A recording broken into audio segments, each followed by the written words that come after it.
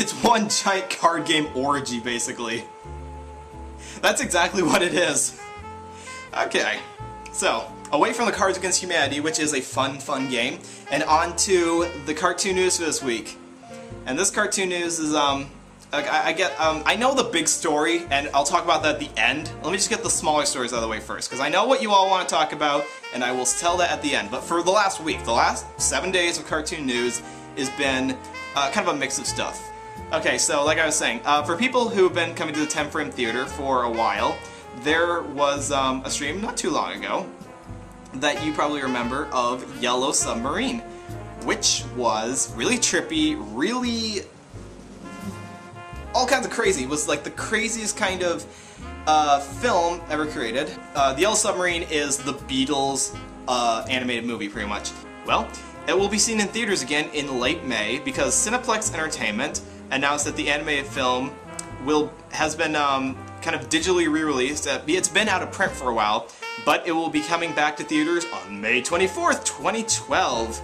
So for all of those who haven't been able to see the movie for a while, here it comes back. It's been digitally remastered, kind of cleaned up a bit more, and all the fun parts about it that we also love so much, all the trippy animation sequences, all the drug parts about it, seemed like good fodder for the drug culture of the 1960s, which it kind of was. And I don't know if it's going to be like coming out into like all sorts of theaters like around the world and stuff like that. But from the looks of it, it will be at least released to DVDs and Blu-ray, because it's going to be released on June 5th in North America to a DVD and Blu-ray release. So for all you people who wanted to add this to your shelf, now you can have it. And animation really works well on Blu-ray if it's done right. To have Yellow Submarine just re-released in general, thank you very much for that, because I've seen it. It's trippy as all heck. It makes no sequential sense, but it's still a lot of fun to watch. If nothing, just for the different animation in it. Just the fact that it doesn't look like any other style out there. Like, all the drugs crammed into one hookah and just smoked into a giant poof of animated color and explosion. And I'm not saying that's a bad thing. That's actually a good thing. So that was that. Yeah, more references to Lady Gaga. Okay, there's gonna be this is two stories put together, kind of flip-flop together. The first one is about Disney, is kind of what Disney has been doing for the past how Disney has been doing. Everyone's been talking about how John Carter of Mars, or just John Carter, the latest Disney live-action film, was like a big flop and it cost them lots of money. Apparently not enough money. Apparently it didn't cost them too much. Just cost them a fair amount. Apparently, according to Disney, they lost $200 million on, partially according to the John Carter thing, but apparently, even though that cost them a lot, their revenue went up. The quarter growth of the Mouse House was aided by strong attendance at theme parks and higher advertising revenue on cable networks over the past quarter, apparently, and announced last Tuesday that their overall profits from January up to March has grown 21%. Further proof that Disney is evil, because even when they fail, they still win. Probably not even aided by the Avengers film, which has been making all the money. Not animation, but it's still a Disney thing. It's owned by Marvel, who's owned by Disney. Made all the money in the past week. So that means, yeah, Disney has been doing really well, apparently. Disney shares rose 75 cents to $45.05 in after-hours tradings. So that means, yeah, increased 20% since the beginning of the year. So good for Disney, apparently. Okay, because they're just so big, they can't lose. They would have, everything would have to fail in order for Disney to not do well. And since they're really heavy in animation, that's something kind of important to keep in mind. Is even though they're not like as heavily invested in animation as I think we would like them to be, like they dabble in everything, it's still important how they do in the long run, because that either means we get animation or we don't. So that's, I'm glad they're making money, I guess, even though we consistently diss them for their corporate practices. Unfortunately, this is the flip side of that. This is not Disney, this is Sony. Sony Entertainment, unfortunately, is in their 4th year of red ink in a row, with a record annual loss of $5.7 billion of the past year. Improvements in Sony's film business, helped by TV shows that it produced and home video sales of movies. Profits still dropped a bit, mostly brought on by the Smurfs failing, and this is sad for me to say, but the failure of Arthur Christmas, which, from what I heard, was a good film despite all expectations. Didn't bring back a lot of money. Involves Sony. Like I said, we talked about Disney being like a big conglomerate. This is Sony overall as well. Also, a big part of their loss kind of come from Sony Pictures. There was a factory and supplier damage in northeast Japan after the earthquake that struck last year as well. So they were kind of negatively affected by that, and they lost production, they lost money, they lost flooding in Thailand caused by the problems as well. So unfortunate for Sony on that. And again, this applies to animation because Sony's animation department also makes some films that get a decent amount of press. They're up there also with Warner Brothers in the un-Disney group that does kind of compete with them. And I think it's bad to watch them do badly, because we kind of do need those big budget animated films, because they either kind of make or break some of the animation fields. And even though I don't think animation will ever go away, like as long as we have entertainment, animation will still be around. The fact that Sony is not doing so hot is kind of a sad thing indeed. Although they do expect that their revenue will improve with what we got here. They got some films coming out, including The Amazing Spider-Man, the revamp for Spider-Man, which is coming up soon, which I assume a good chunk of people will go see, just to find out if it compares to the franchise that started back in 2000. They also got Men in Black 3, which, honestly, I know very little about the Men in Black series, but I do know that it's been a pretty big moneymaker, mostly because Will Smith is in it, because we'll go see anything with Will Smith in it. Legend? Let's go see that. Hancock? We'll go see that. Fresh Prince of Bel-Air movie? Hell yeah, we're gonna go see that. They're not making a Fresh Prince of Bel-Air movie, I'm just saying that'd be really cool. And also, there's a new James Bond film coming out called Skyfall? Yeah, Skyfall is coming out. So that's something else to look forward to. Yeah, as long as Japan's around, we'll never lose animation. Well, no, we won't. I have no interest in Men in Black 3. The second one sucked. I'm sorry, Mad Shadow. I'm sorry you feel that way. I have seen only clips of both of them, therefore I have no real opinion on either of them. So I'm gonna have to take your word for that. I don't think I'll be seeing it myself, honestly. I just don't have an interest in seeing it. But if it does make money, then good for Sony. And again, Disney, always gonna go up. Sony, not so much. So, kind of sad to see that.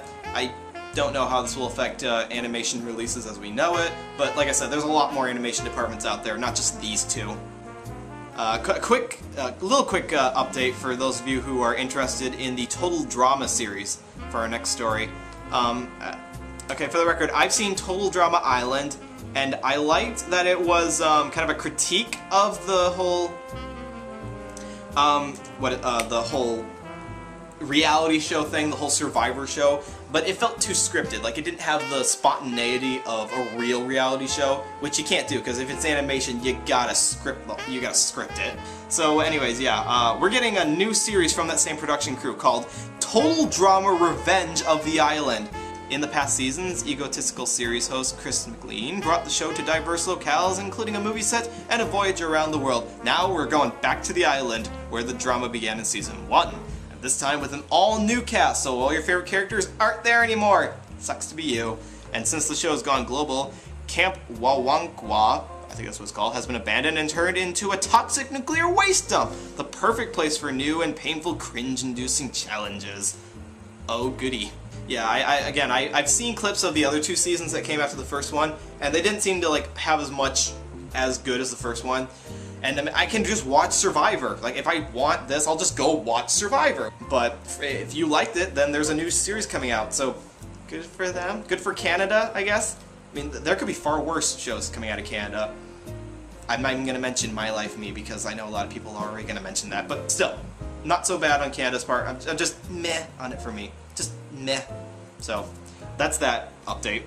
Anyways, so enough on the mediocre shows. Time to finish off this newscast with what you all wanted to talk about. You all wanted to talk about this because it's been the only thing I've been talking about for the past day. This literally hit the airwaves yesterday, we're going to talk about Toonami. We are going to talk all about Toonami. Because you all wanted to talk about it. The hashtag Toonami is back, bitches. Oh yeah, Toonami's back, bitches! And basically, all the people who were crying for Toonami to come back after the April Fool's gag last month finally got your way. It's coming back, and you all get your shows. Well, okay, you get Toonami in name back. They've had anime on Adult Swim on Saturday night for a while now. It's been the same shows, recycled over and over again, obviously, like nothing new. And none of the old bumpers. It's just been Adult Swim bumpers, like with the brackets and stuff like that. But this is the first time in a while that Toonami is going to be coming back on the air. But what everyone wants, and I'm with them on this, is not for them to just re-air the old shows with the old I mean, show the old bumpers again, that was fine. That's a nostalgia factor for a lot of people, and it's a brand that people like. But show some new shows, and apparently that's what we're getting. According to Anime News Network, there are some openings in their programming block for some new original anime programming to be added to the Toonami block that is coming back, and that's going to be next Saturday on May 26th. So everyone who I've talked to, everyone has been theorizing on what the new shows are going to be, like what's going to be aired. Lots of people suggest stuff like Fairy Tail or One Piece or what else has been coming up? Tiger and Bunny. That's a big thing everyone really wanted, which fits pretty well with the whole. I mean, it's a Bandai product. It's got mechs. It's got story. It's got characters that you can market out to people. But the reason we want this is because everyone who watched Toonami as their gateway into anime got introduced to new shows through that, got introduced to the whole medium through that. So this is a good way to get new people, like say there are kids who are about middle school age, even elementary school age, although I doubt they'd be awake at that late, because this block is going to run from midnight to 6 a.m. on Saturday nights, well, Sunday morning, Saturday nights-ish. So it's going to be hopefully a gateway for new people to see new kinds of shows. So, well, okay, some people were up that late when they were that young. I wasn't allowed to. I was in bed by 9, if I was lucky, at that age. So there's going to be, we don't know what's going to be shown yet, but we're hoping for good stuff. Personally, what I would have wanted is, I posted on Twitter earlier in reply to Itchy, because we were talking about what shows we wanted to come back on. But I think I want Fairy Tail, I do want Tiger and Bunny, because I've seen those both shows, and I think they're not only good shows, but they'd be good fits. And as like the toss-up, I think I also said I want Kino's Journey, which is an older show, and it's only got 13 episodes, so I don't think it would be aired, but it would be nice if it did. And what else was it? I think everyone said, yeah, Princess Tutu would be nice as well. And I can just imagine, because I don't know how many people actually have heard of it outside of our circle, because if you're in our circle, if you're in the Desu Des Brigade forum circle, you've heard of Princess Tutu. You love Princess Tutu, you worship Princess Tutu. And if you're really, really super cool, you own a DVD copy of it as well. So that's no over-the-top request. Oh yeah, I also want to do Usagi Drop as well, which again is owned by Nisa, and I don't know if they would air that on Adult Swim. But either way, that's what everyone's talking about right now. Is going to be something that I think is hopefully going to be a good thing. We'll find out. But if it's not, the failure will be if they have just the repeat of their old shows, which they're not. Currently, they're not going to. And also, if they just don't have anything new available. Like, why would newer fans, and older fans as well, want to come into this? Because they have to capture that lightning in a bottle that they had of this new medium coming into someone's home that gets the exposure that it does. Because I think it was Durga who said on Twitter that, who wisely said that TV gets wider exposure than online streaming currently. In the year 2012, online streaming and every other form of internet media does not get the widespread exposure that TV does. TV still gets it, and Cartoon Network's still a big studio, or still a big channel that has been getting wider exposure. Like their numbers have been going up, hopefully. But everyone knows who Cartoon Network is. Not everyone knows who Crunchyroll is. Heck, not even all anime fans know who Funimation is. But yeah, that's it. Stop listing all your horrible requests. No, they're not going to show Koikaze. They're not going to show Master of Martial Arts. What is wrong with all you people? You just want to scare them away, don't you? You want to scare the younger anime fans away so you can have the whole market to yourself, so that you don't have the people flooding the anime conventions in their costumes and stuff like that. You want to hold the market to yourself. You're all horrible people. Queensblade! Seriously, Itchy? Queensblade? That would not get past the censors. In fact, they wanted to show Elf in the Lead like a couple years ago, but they couldn't because you would have to censor that so badly that it wouldn't even be the same show. Probably the same thing with Quizblade. You probably couldn't do that either. So again, that's not really cartoon news, but it's on Cartoon Network, and this affects North American animation viewers, so it's important to talk about. Anime and cartoons kind of encompass the same sphere that gets separated too often, but I think it should really be, they should be viewed as two sides of the same coin. It's like, you know, a coin with two sides on it. One of them happens to be cartoons, and the other side happens to be anime. It's heads, by the way. So that's what we have in the cartoon news world. That's all for cartoon news this week. Thank you, and we'll see you back next week.